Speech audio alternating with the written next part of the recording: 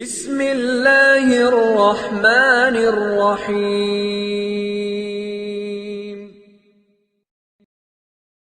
بسم اللہ الرحمن الرحیم وبہ نستعین اللہم صلی علی محمد النبی الامی وعلی آلہ وسلم تسلیما۔ نسیم صبح کا پیغام لے کر حاضر خدمت ہیں۔ آج ان لوگوں کے متعلق بات کریں گے جو چاہتے ہیں کہ ہمیں نبی صلی اللہ علیہ وسلم کا دیدار پرفیض ہو جائے۔ نبی صلی اللہ علیہ وسلم کا دیدار مبارک ہو جائے، اس کی تمنا کون صاحب ایمان نہیں رکھتا؟ وہ کون کم نصیب ہوگا جس کے دل میں اس کی تمنا نہ ہوتی ہو؟ اور کیسے خوش بخت ترین ہیں وہ لوگ جن کو اللہ رب العزت نے یہ فضل عطا فرمایا۔ الحمدللہ رب العالمین، الحمدللہ رب العالمین، الحمدللہ رب العالمین۔ جس قدر بھی شکر ادا کیا جائے وہ کم ہے۔ کیسے خوش بخت ہیں وہ لوگ جن کو اللہ رب العزت نے اپنا لاکھوں کروڑوں احسان فرما کر یہ نعمت اور سعادت عطا فرمائی کہ وہ دن کو سو جائیں تو دن کو زیارت مل جائے، وہ رات کو سو جائیں تو رات کو زیارت پا جائیں، وہ کرسی پہ بیٹھ کر ذرا اونگھنے لگ جائیں تو ان پر فضل ہو جائے۔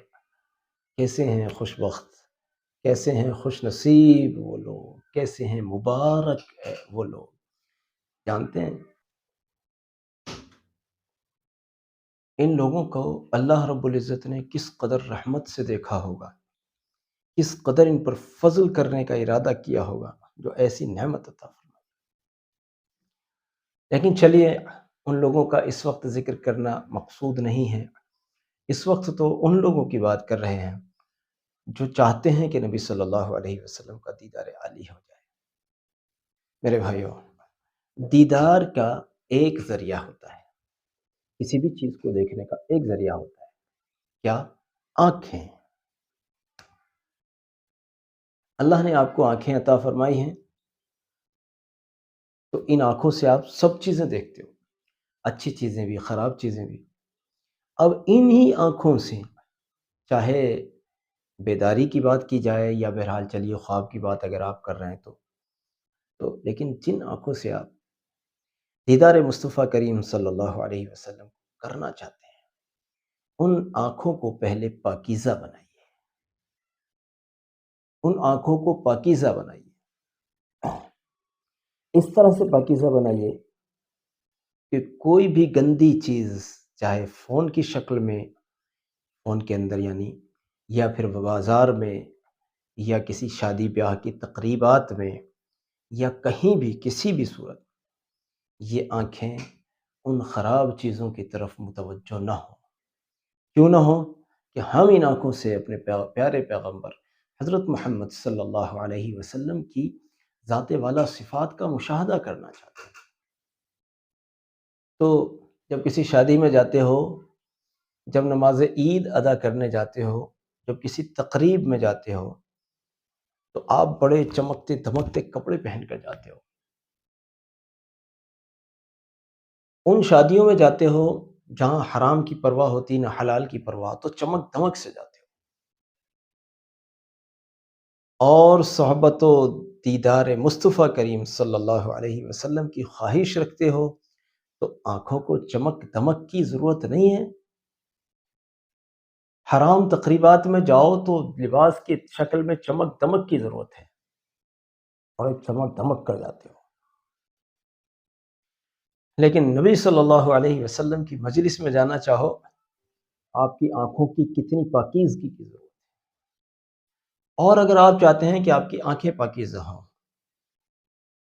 تو پھر یاد رکھیے، اپنی آنکھوں کو پاکیزہ رکھنے کے لیے دل کا پاکیزہ ہونا ضروری ہے۔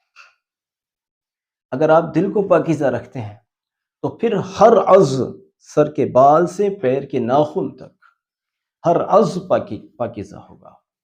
اور اگر دل ہی پاکیزہ نہیں ہے تو پھر کوئی بھی عضو پاکیزہ نہیں ہوگا۔ اس لیے نبی صلی اللہ علیہ وسلم کے دیدار کے لیے چاہنے والوں، کوشش کرنے والوں، چاہت رکھنے والوں، اس کی تمنا رکھنے والوں، اس کے لیے وظائف کرنے والوں، اس کے لیے تڑپنے والوں، ترسنے والوں، بلکھنے والوں، رونے والوں، میں آپ سے کہتا ہوں آپ جو وظائف اس سلسلے میں پڑھ رہے ہیں ضرور پڑھیے، آپ جتنا درود اس سلسلے میں پڑھ رہے ہیں ضرور پڑھیے، آپ جتنا بلکھ رہے ہیں اللہ کے سامنے اس سلسلے میں وہ ضرور بلکھیے، آپ اس سلسلے میں جو بھی تڑپ اپنے دل میں رکھتے ہیں ضرور رکھیے، ضرور رکھیے، ضرور رکھیے، لیکن ایک کام مزید جو آپ کر رہے ہیں اس کے علاوہ ایک کام میرے کہنے سے کر لیجیے، اپنے دل کو پاکیزہ بنا لیجیے کہ ہمارے گندے دل میں نبی صلی اللہ علیہ وسلم کیسے بسیں گے، وہ تو پاکیزہ ہستی ہیں، نبی صلی اللہ علیہ وسلم تو پاکیزہ ہستی ہیں، وہ ہمارے گندے دل میں کیسے بسیں گے؟ اپنے دل کو مومن بنائیے، اپنی آنکھوں کو پھر مومن بنائیے کہ دل کے تابع ہیں آنکھیں بھی۔ اب ہوتا کیا ہے کئی بار، ابھی تو ہم بڑی درود شریف پڑھ رہے تھے، باہر ذرا بازار میں گئے، زبان سے کسی کو الٹا سیدھا کہہ آئے، کسی کی غیبت کر آئے، کانوں سے کسی کی غیبت سن کر آئے، آنکھوں سے کچھ ایسا دیکھ کر آئے جس کو ہمیں نہیں دیکھنا تھا، اللہ حفاظت رکھے، تو پھر آپ یاد رکھیے وہ جتنی روحانیت آپ نے حاصل کی تھی آپ بازار میں چھوڑ کر آ گئے، آپ اپنی روحانیت کی خود ہی دشمن بن گئے، اپنی روحانیت کے دشمن نہ بنیے، اپنی روحانیت دیکھو، ایک بات بڑی نقطے کی بتاؤں، گناہ استغفار کرنے سے توبہ کرنے سے معاف ہو جاتے ہیں، لیکن کھوئی ہوئی روحانیت جلدی سے واپس نہیں آتی، یہ بات ذہن میں رکھنا۔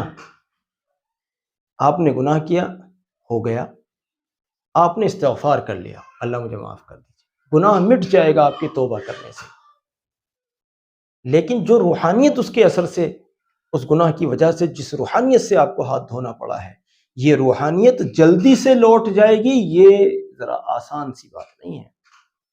عام طور پر جو روحانیت ایک بار خراب ہو جاتی ہے وہ پھر بہت ساری ریاضتیں کرنے کے بعد بھی بعض اوقات نہیں آتی، بعض اوقات نہیں آتی۔ اس لیے اگر آپ اپنی روحانیت کو بچانا چاہتے ہیں تو ہر قسم کا، ہر ایک چھوٹے سے چھوٹی لایانی اور بڑی سے بڑی لایانی سے پرہیز کریں، ہر ایک چھوٹی سے چھوٹی اور بڑی سے بڑی لایانی سے پرہیز کریں۔ یوں آپ انسان ہیں، آپ سے کچھ نہ کچھ غلطیاں پھر بھی ہوں گی، پھر استغفار کا دروازہ کھلا ہوا ہے، اللہ کے سامنے عاجزی کرنے کا دروازہ کھلا ہوا ہے، لیکن روحانیت کو خراب ہونے سے آپ گناہ کرنے کے درمیان میں بچا نہیں سکیں گے۔ روحانیت تو گناہوں کے ساتھ، روحانیت کا کوئی رشتہ نہیں ہے۔ ایک طرف گناہوں کی عادت ہو اور دوسری طرف آپ سمجھیں کہ میرے ساتھ روحانیت بھی جڑی رہے، ان دونوں کی کوئی رشتہ داری نہیں ہے، کوئی رشتہ داری نہیں ہے۔ اس لیے گناہوں سے بچیے اگر روحانیت کو برقرار رکھنا ہے، اور دل کو پاکیزہ بنائیے، اعمال کو خوب سے خوب بہتر بنائیے۔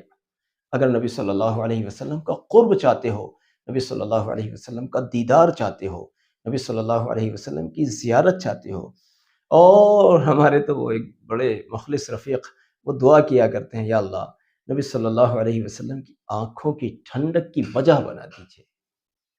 یہ کتنا گہرا جملہ ہے، جب میں نے پہلی مرتبہ اس کو سنا تو میں دنگ رہ گیا، یہ کس طرح کا جملہ ہے، اس میں کتنی گہرائی ہے، اس میں کتنی گہرائی ہے۔ نبی صلی اللہ علیہ وسلم کی آنکھوں کی ٹھنڈک ہمیں بنا دیجیے۔ کب بنیں گے؟ جب نبی صلی اللہ علیہ وسلم کی مکمل اطاعت کریں گے، کثرت سے درود بھیجیں گے، سنتوں کا اہتمام کریں گے، نبی صلی اللہ علیہ وسلم کی اداؤں پر مریں گے، مٹیں گے، نبی صلی اللہ علیہ وسلم کی امت کی فکر کریں گے، نبی صلی اللہ علیہ وسلم کے دین کے غم کو اپنے دل میں بسائیں گے، تو پھر کیا ہوگا؟ پھر نبی صلی اللہ علیہ وسلم کی آنکھوں کی ٹھنڈک بنیں گے آپ انشاءاللہ، اور یہ ہم سب کی ضرورت ہے۔ جو نبی صلی اللہ علیہ وسلم کی آنکھوں کی ٹھنڈک بن گیا وہ بہت ہی زیادہ قابل فخر بن گیا۔ بھائی اپنی نگاہ میں قابل فخر مت بننا، یہ دھیان رکھنا۔ اپنی نگاہ میں تو وہی ہے بس. نبی علیہ السلام کی جو دعا ہے اللہم اجعل فی عینی صغیرہ وفی عین الناس کبیرہ، یا اللہ مجھے میری نگاہوں میں چھوٹا اور مخلوق کی نگاہوں میں بڑا بنا دے. اپنی نگاہوں میں ولی اللہ مت بننا، اپنی نگاہ میں تو وہی عاصی اور گناہ گار بنے رہنا. دوسرے آپ کو چاہے کچھ بھی کہیں، آپ کے سامنے آپ کو ولی اللہ اور کتب اور ابدال کچھ بھی کہیں، آپ اپنی نگاہوں میں وہی گناہ گار بنے رہنا، چاہے آپ کسی بھی مقام پر پہنچ گئے ہوں. اپنی نگاہ میں کسی مقام کو نہ پہنچنا. لوگ آپ کو چاہے کچھ بھی کہیں، لوگوں کی عادت ہوتی ہے وہ کس کو کتب کہنے لگ جاتے ہیں، کس کو ابدال کہنے لگ جاتے ہیں، کچھ نہیں پتا ہوتا، اور کس کو وہ شیطان رجیم کہنے لگ جائیں یہ بھی کچھ نہیں پتا ہوتا. اس لیے لوگوں کی بات آپ کو دھوکہ نہ دیں، لوگوں کی باتیں آپ کو دھوکہ نہ دیں، لوگوں کے کہنے پر آپ اپنی نگاہوں میں کتب اور ابدال مت بن جانا. جب اللہ بنائے گا تو پھر آپ کو بنائے گا ہی، پھر اللہ بچائے گا بھی آپ کو شیطانی مکر و فریب سے. اللہ رب العزت ہم سب کو عمل کی بھی توفیق عطا فرمائے، اور نبی صلی اللہ علیہ وسلم کی زیارت باسعادت کھلی آنکھوں سے اور بیدار آنکھوں سے ہمیں بار بار عطا فرمائے. یعنی ہر حالت میں، خواب میں بھی، بیداری میں بھی، اللہ بار بار نہایتی عظمتوں کے ساتھ کہ بارگاہ رسول صلی اللہ علیہ وسلم میں جو ہم پہنچیں تو اللہ کرے نبی صلی اللہ علیہ وسلم ہمیں اپنا کہہ کر مخاطب فرمائے. کتنی بڑی بات ہوگی. خیر، ہمارے اس پیغام کو ساری امت تک پہنچانے میں ہمارے معاون بنے. جزاک اللہ. السلام علیکم ورحمۃ اللہ.